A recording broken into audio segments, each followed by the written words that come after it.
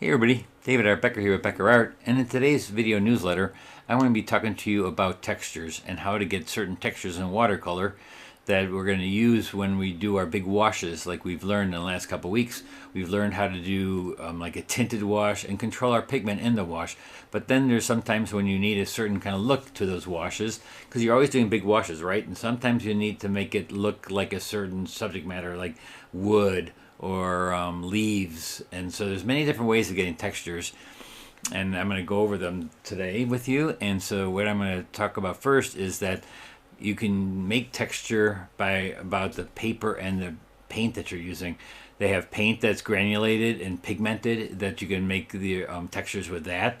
There's paper that's really rough, and you can use your paper to go over really quickly, and that's another way. There's hot press, you can mix it another kind of look, and all kind of things that you can use for texture. So that's the first way you could do with paint and paper to get a texture. Second would be to use your brushes, a different kind of brush or an applicator, a sponge, a rag, a kind of brush. There's all different kind of brushes you can use to get certain kind of looks and textures in your thing. So that's the second kind of thing you can use. And the third thing would be added substance, like salt, alcohol. I've even heard of people like John Pike used to smoke and put his ashes into the paint. So I've heard people put coffee grounds in their paint.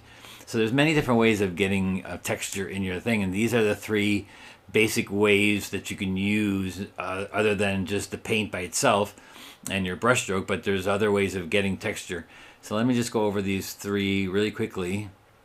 And whoops, let me get rid of these. And so we're going to start out with the paper I have right here. I just put a big sheet of paper down, and it is a different kind of paper. It's not really rough, and it's not hot press, and so there's a little bit of texture.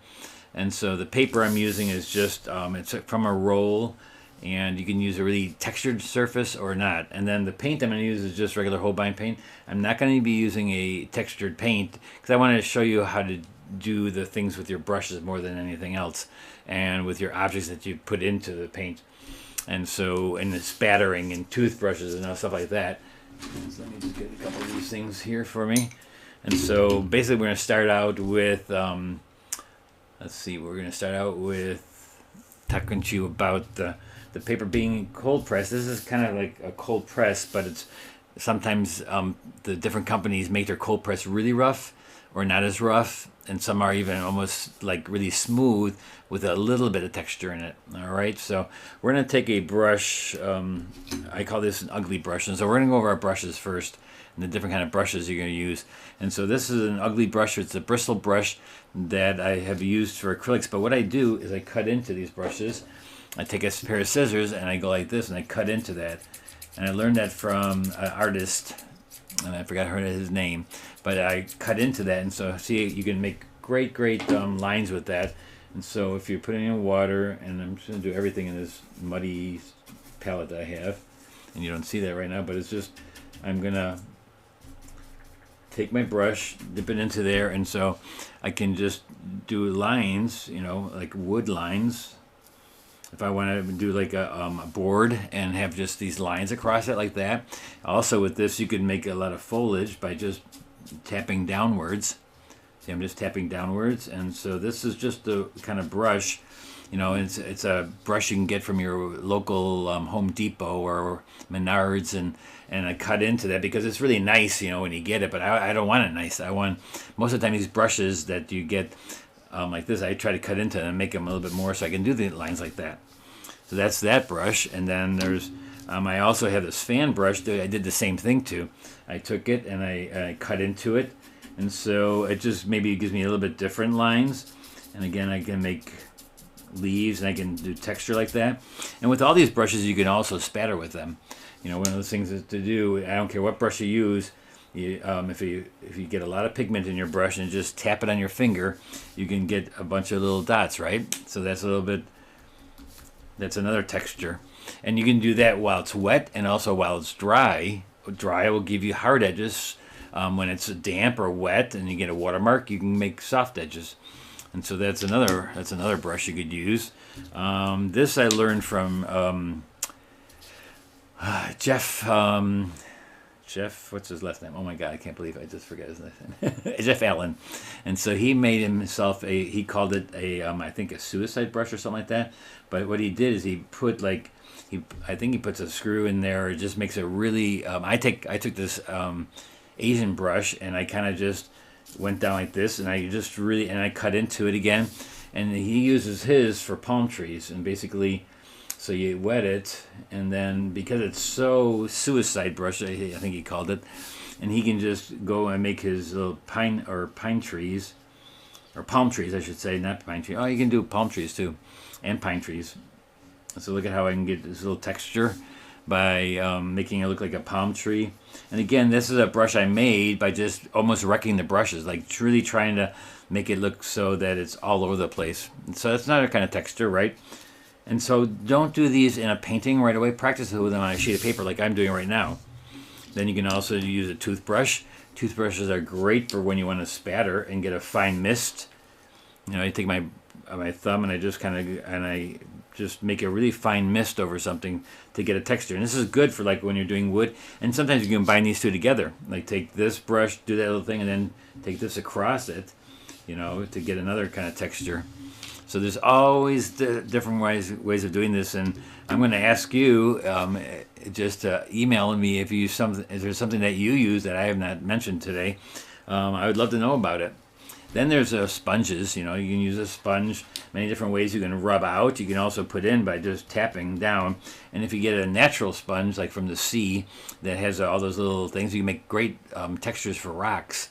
And you know, with the spatter, and then take your I don't have one. I don't have a sponge like that, but you can just take it and push it down and make crevices and stuff. So that's another way. If you take an old rag that's even dirty like this and then just put it down, that's another way of getting good textures where you're just kind of going down. I'm going to wet it a little bit, and sometimes it'll pick up if you have like a paper towel you can do this with.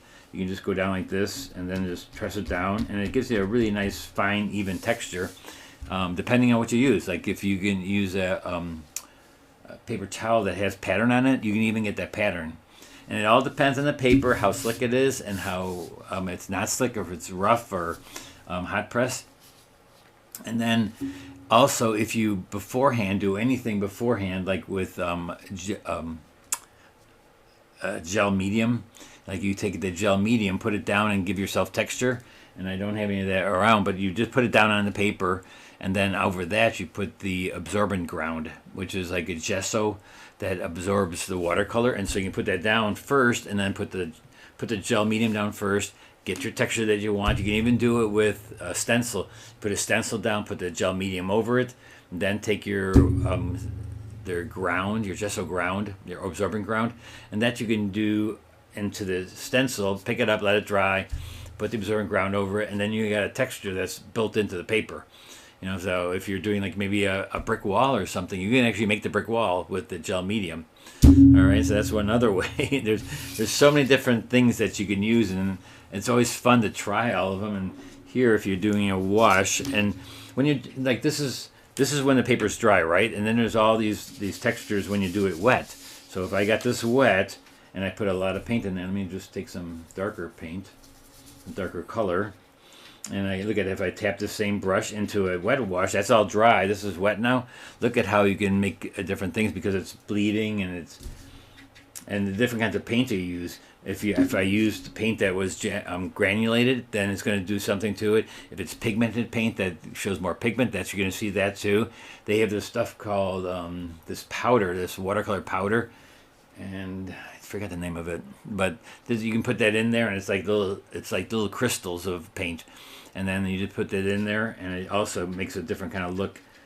So many different ways of getting washes. And are you doing a soft edge wash or a hard edge wash, and what kind of texture? You want the soft edge texture or the hard edge? That doesn't matter when it comes to learning how to do it wet into wet or wet on dry. That stays the same as what we learned the last 2 weeks, right? So this is wet into wet, that's wet on dry.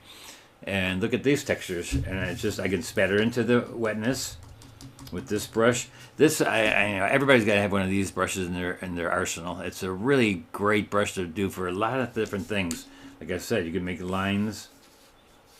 You know, even when it's washed, this is dry, this is wet. You can even make it look wet and do like water, the waves of water.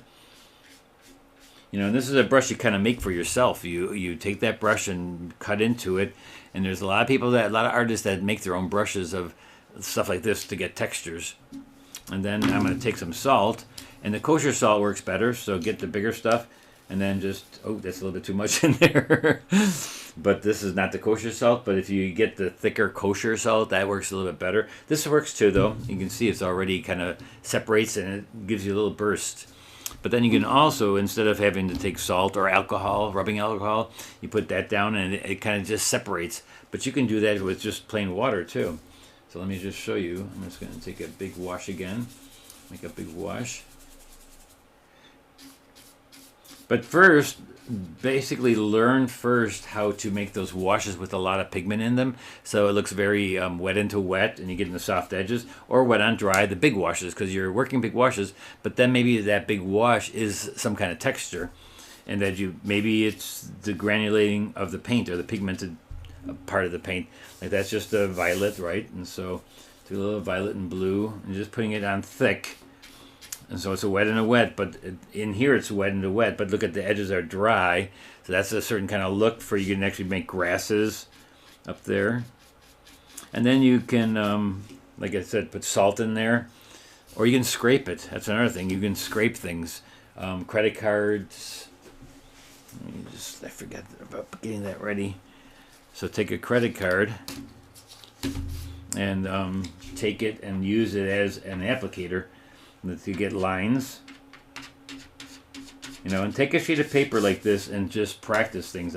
This is almost like a squeegee, right? I can do this type of thing. We're going down. I can scrape, like if I want to scrape lines into there. And this all has to be practiced. So you don't do this on a painting until you know how to do it, or how to get that technique. And so I almost want to just do techniques this week instead of a painting, though I do have a sunflower painting there, so that you just will take the painting or just take the paper and just practice these things. It's so important to try them on a blank sheet of paper that's not going to be something at the moment. You can, you know, say to yourself, okay, I want to make this a brick wall, or I want to make this a tree branches. I want to do this or this. Do that, but don't do it as a painting. Do it as you want to try it on a sheet of paper, and also the kind of paper you're going to be using in general, right? You don't want to just all of a sudden do it on something that you're never going to work on that paper again. You know, there's so many different textures, and I want you to come up with your own. The thing that I want to do recently was talking about doing transparent watercolor and then putting opaques on top of that, because I like that look, and so that would be like taking your white paint and taking it thick and, you know, spattering it. Look at how the salt is now. The salt is taking away the paint and making these little like crystals looking things to it. But here's really wet. Look at if I put white in there and it just floats around. And you can even spatter white. But I actually like the look of really thick opaqueness to the wash, and kind of gives you the look of watercolor and oil at the same time, right? Because this is opaques on top of lights, and you don't have to use gouache. You can just use watercolor. This is all watercolor right here, and this, of course, is a bottle of bleed-proof white. But you can do that same thing with the white watercolor, which I have on my palette.